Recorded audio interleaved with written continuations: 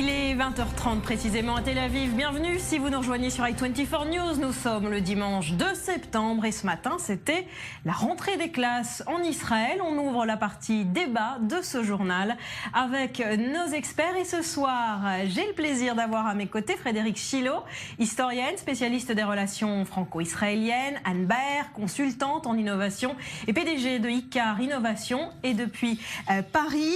J'ai le plaisir d'avoir ce soir avec nous Nasser Hamdan Ferraj, vous êtes le fondateur du collectif des musulmans progressistes et laïcs. Merci à tous les trois d'être avec nous. Et je vous propose d'abord d'écouter attentivement Naftali Bennett, le chef du parti nationaliste Le Foyer Juif, officie comme ministre de l'Éducation en Israël. Alors c'est un portefeuille dont il ne voulait pas, mais déclare aujourd'hui que c'est le poste de sa vie. Il a accepté de répondre aux questions d'i24 News à l'occasion de cette rentrée scolaire. Et c'est au micro de Daniel Haïk. Écoutez.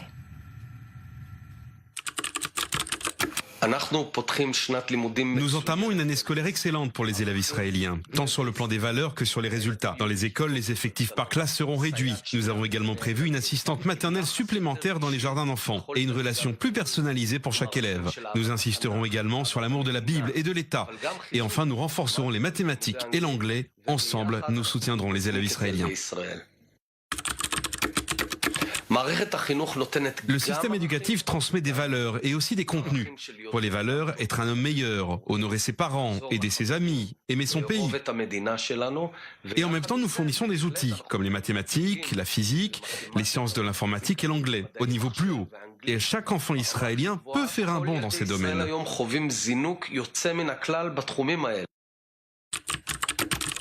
De façon générale, nous enseignons aux élèves l'amour de l'État d'Israël, de la terre d'Israël, de nos traditions. Nous ne cherchons pas à forger des opinions, qu'ils soient laïcs ou qu'ils deviennent religieux. Non, cela ne nous regarde pas. Ce qui est important, c'est de transmettre à chaque élève l'amour de nos traditions, de notre peuple, tout en renforçant les valeurs démocratiques de l'État d'Israël.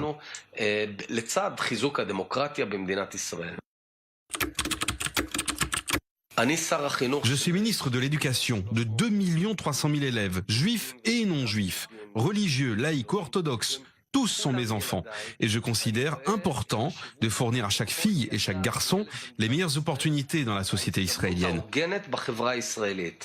J'ai une mission plus particulière pour les enfants des nouveaux immigrants. Et l'immigration des Juifs de France ces dernières années est un immense cadeau pour le pays. J'ai donné des directives aux écoles pour permettre une intégration réussie et sans problème pour les enfants venus de France, avec des heures d'enseignement supplémentaires. Concernant la langue et l'intégration sociale, je souhaite que leur intégration soit formidable.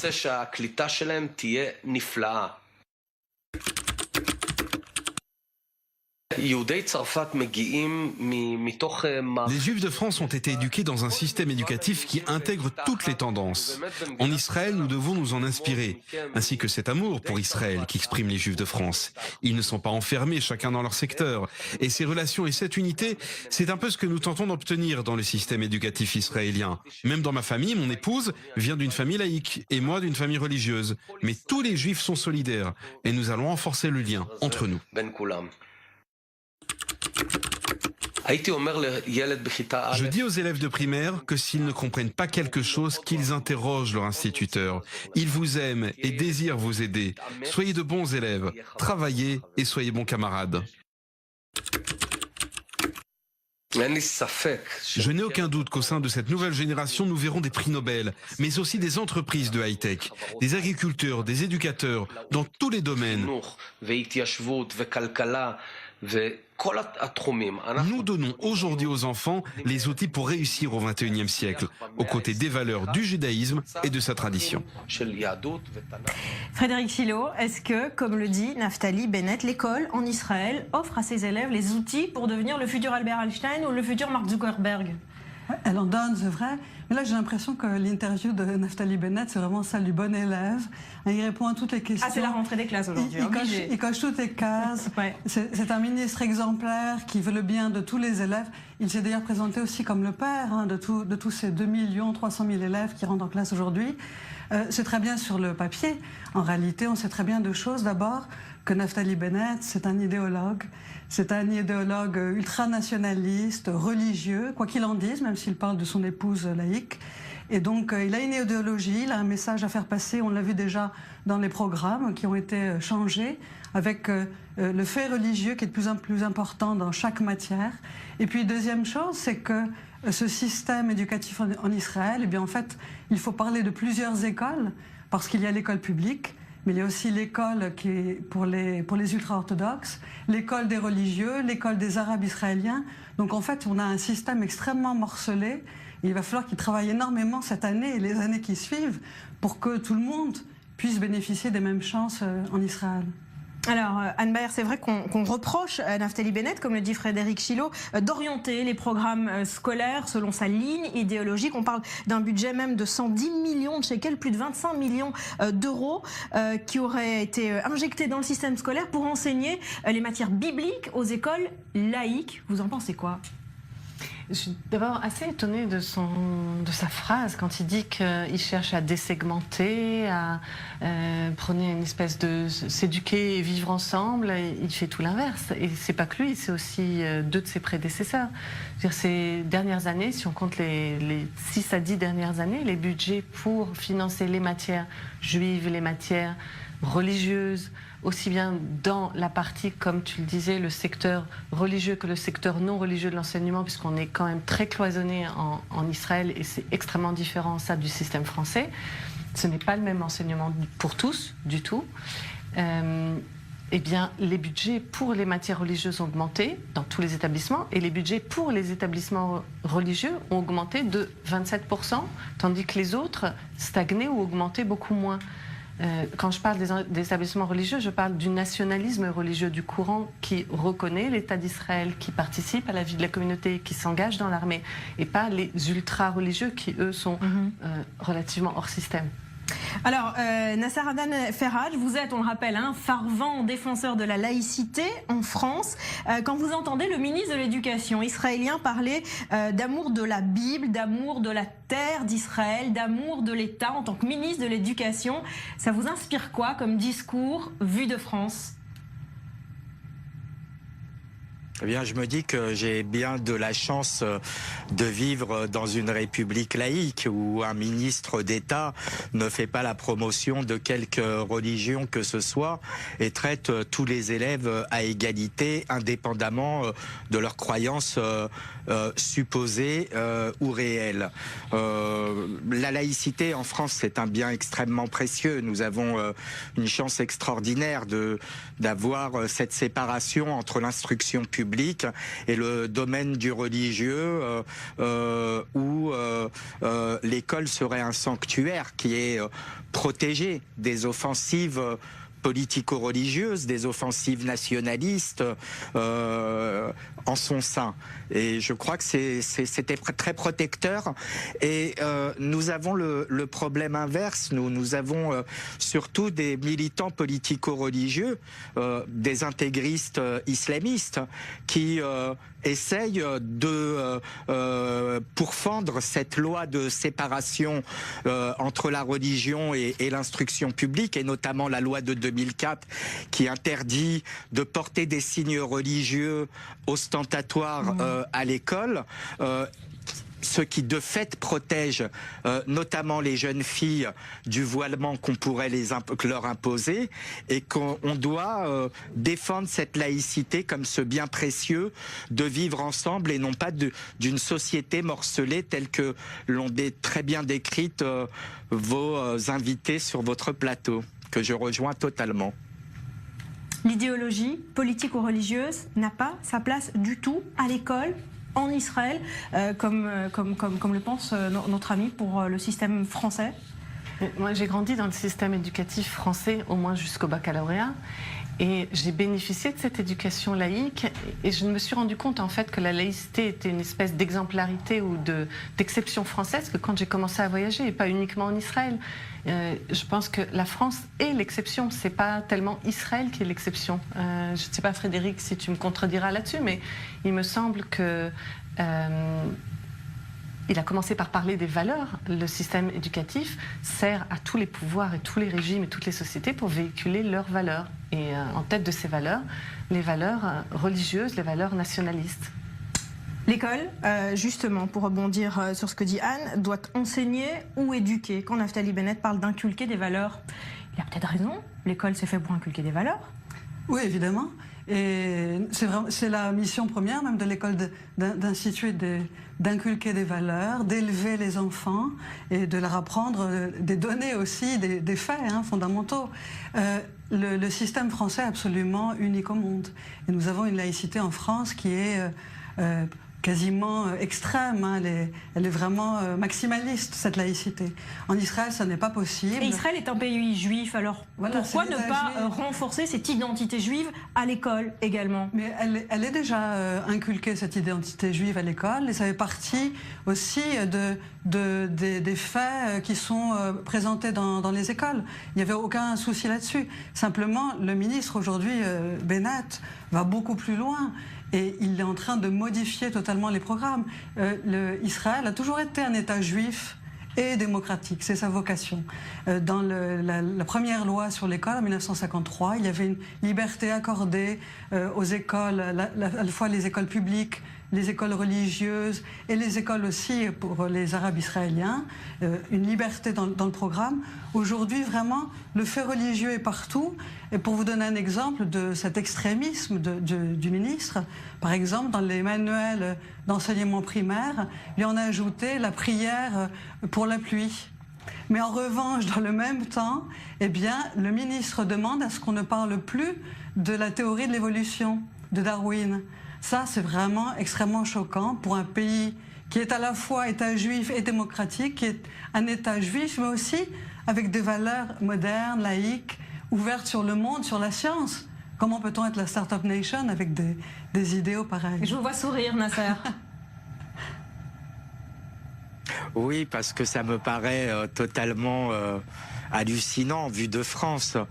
C'est vrai que bon, la laïcité, c'est une philosophie qui est exigeante, qui s'appuie à la fois sur la liberté de conscience et sur l'égalité des individus, et que en France, un ministre qui parlerait comme votre ministre de l'Éducation, il y aurait des manifestations dans tout le pays pour sauver la laïcité qui serait mise en danger par ce ministre. Alors je ne sais pas si nous sommes une exception dans le monde, mais en tout cas, je crois que si la France a un message à délivrer dans le monde autour des valeurs des Lumières, autour de ces valeurs de droits de l'homme, des droits des citoyens, c'est justement ce message laïque.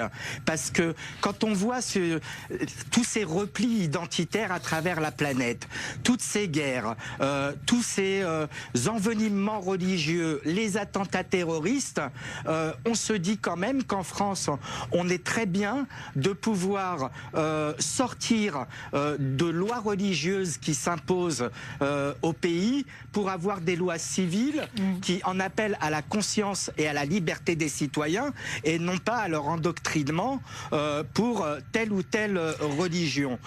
Là où nous devons faire un effort, je pense en France, et qui vous concerne puisque votre ministre satisfaisait que beaucoup d'élèves juifs français rejoignaient vos écoles.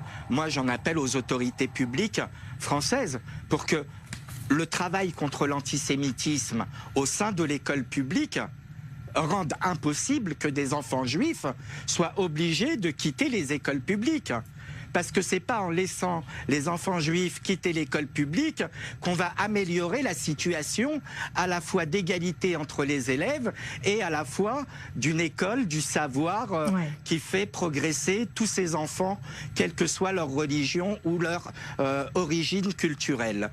Donc je crois que le ministre de l'Éducation française doit mettre l'accent sur la lutte contre l'antisémitisme et que votre ministre doit réellement faire une politique laïque. Alors justement, justement, Anne Baer, si les Israéliens ne descendent pas dans la rue manifester contre ce discours qu'ils ont l'habitude d'entendre de Naftali Bennett, est-ce que c'est pas parce que justement Israël est pluriel? On a dit que tous les courants sont représentés au sein de l'école israélienne et finalement en Israël on a l'habitude que cette société soit plurielle, multiforme et on a l'habitude d'avoir plusieurs courants et peut-être une tolérance plus grande aussi. Bon, il y a deux phénomènes. D'abord, les Israéliens descendent beaucoup moins que les Français dans la rue. C'est sûr. C'est sûr. Donc une grosse manif, c'est 20 000 personnes. C'est pas 1 million de personnes. Ouais. Pour l'école privée, pour ne pas les citer. Le deuxième élément, c'est, et je voulais revenir sur l'éducation religieuse. On a l'air ici, autour de ce plateau, de vouloir la stigmatiser. Non, cette éducation religieuse ne doit pas être imposée. C'est la raison pour laquelle le système israélien a choisi de cloisonner. Donc finalement, les gens ne se battent plus pour changer les cursus des autres, puisque chez nous, tout va bien. Mais chez nous, tout ne va plus bien. Maintenant, il y a un débordement. Donc ce que je dis, c'est que l'éducation religieuse a sa place, pas forcément à l'école. Mais qui va payer les cours du soir de religion, si ce n'est les religieux? Donc pour les non-religieux, introduire des cours sur leur culture, sur la culture liée à la Bible, liée au judaïsme, pourquoi pas à la limite, mais il faudrait que ça s'accompagne d'enseignements moraux. On appelait les cours de philo avant les cours de morale en France. Et on a gardé jusqu'à aujourd'hui cette exception française d'enseigner la philosophie dans les grandes classes. C'est un atout énorme pour apprendre aux futurs citoyens à réfléchir aux problèmes de la société, à bien savoir les poser. Justement, on va aller faire un tour du côté d'une école publique religieuse israélienne. On a suivi dès ce matin, à l'aube, très tôt, une famille de nouveaux immigrants français. C'est un reportage signé Cyril Amar. Regardez.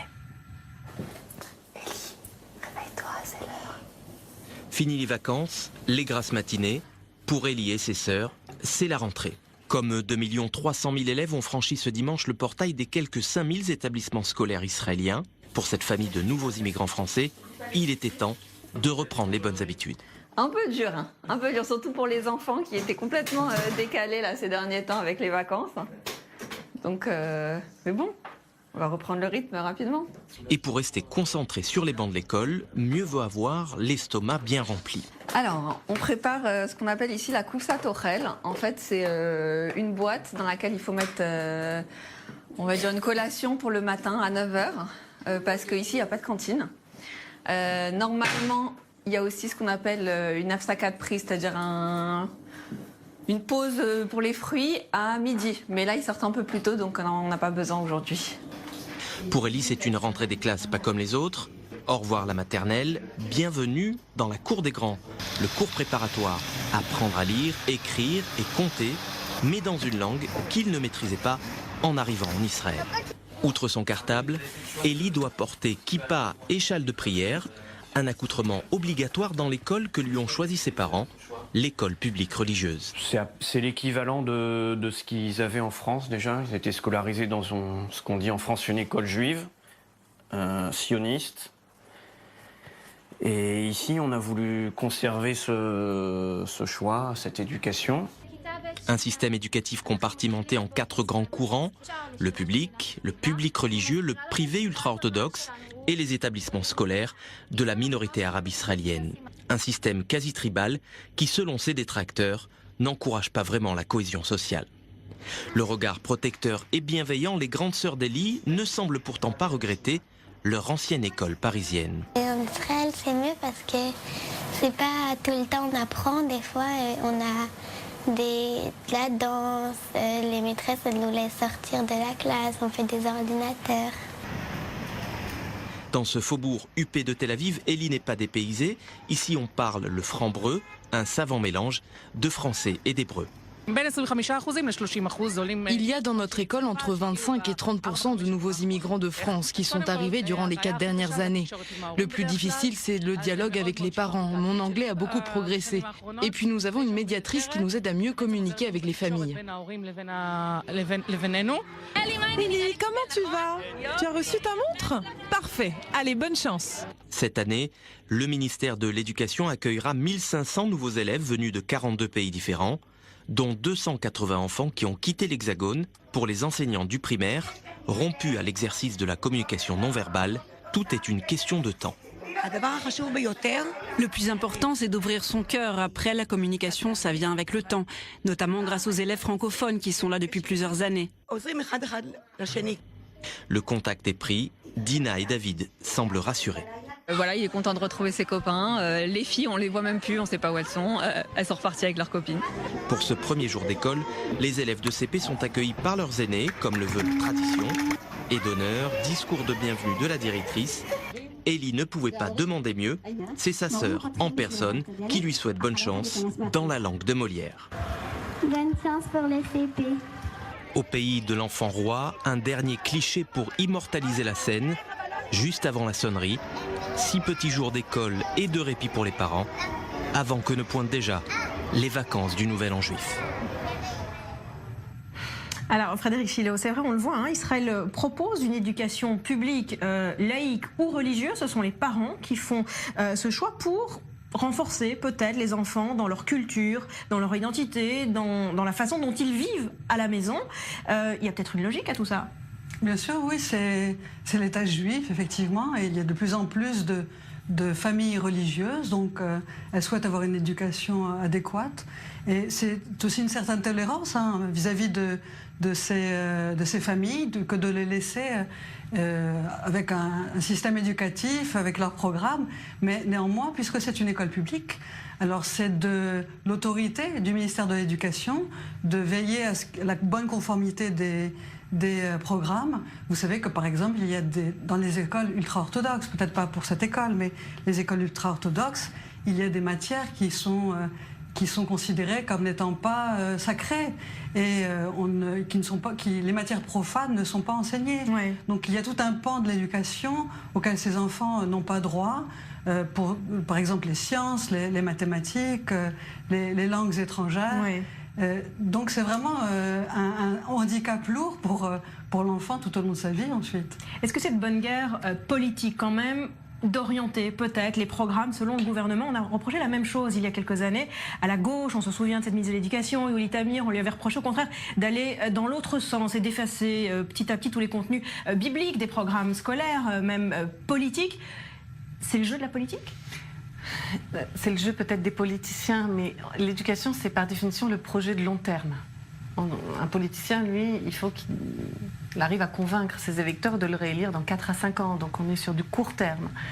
Et ceux qui investissent aujourd'hui les ressources budgétaires dans le système éducatif et qui leur donnent une impulsion religieuse, nationaliste, etc., sont responsables des résultats de cette éducation dans 10 à 15 ans, qui vont se faire ressentir sur le marché du travail avec la non-intégration des ultra-religieux qui, comme le disait Frédéric, n'ont pas accès aux matières les plus importantes pour faire du business, pour travailler, pour faire ses études. Et également, on va avoir affaire à une pénurie en termes d'ingénieurs, en termes de codeurs, de toutes ces personnes qui sont censées alimenter la vision de la Startup Nation à 10-15 ans et qui manquent déjà d'ailleurs, on souffre déjà d'une pénurie en 2018. Donc la responsabilité de la programmation ne doit pas reposer sur les programmes des politiciens court-termistes. Alors Nasser, réaction au reportage qu'on a vu il y a quelques instants des enfants en kippa et en châle de prière à l'école publique. Voilà, vous voyez ça de loin, on l'imagine, depuis Paris. Déjà, je leur souhaite une bonne rentrée, comme à tous les enfants du monde. Mais c'est vrai que ça nous paraît étrange, vu de Paris, que l'enseignement puisse être conditionné à telle ou telle doctrine. Moi, je crois que tout ce qui restreint l'esprit d'un enfant n'est pas bon pour son développement et qu'il faut que l'école se protège des influences religieuses, parce que on sait très bien que la science peut venir en conflit et qu'à ce moment-là, en tout cas nous, ce qu'on vit en France, lorsqu'il y a des tensions sur la religion dans un certain nombre de cours, certains vont jusqu'à contester que la planète est ronde et qu'elle tourne autour du soleil. Bon, je crois qu'il y a un moment, l'école, elle doit quand même apporter du savoir aux enfants, de l'instruction, et que la religion, ça doit être dans la sphère familiale. Et j'ai remarqué d'ailleurs que la petite fille était beaucoup plus intéressée par ses cours de danse et d'informatique que par ses cours de religion. Absolument, absolument. Ce débat touche à sa fin. Je vous laisse à chacun 30 secondes pour conclure. L'école, dans la vie de nos enfants, ça devrait servir à quoi, Frédéric Alési? Non, mais l'éducation, c'est un sujet extrêmement vaste et il ne faut négliger aucun sujet. C'est pourquoi, pour conclure, je dirais que même le fait religieux doit être étudié à l'école. Il ne faut pas le stigmatiser, mais peut-être que le critère, c'est que pour enseigner le fait religieux, eh bien, il faut le laisser à des laïcs. Et dès lors qu'on le donne à des religieux, eh bien, on est dans l'idéologie. C'est une idée. À vous, Anne Baer, l'école, ça sert à quoi? L'école, ça sert à décharger les parents qui sont comme des fous après 2 mois de vacances, surtout en Israël où les enfants ne sont pas tenus du tout. Ça sert à une première expérience de sociabilisation pour les enfants, qui les prépare ensuite, en Israël au moins, à l'armée.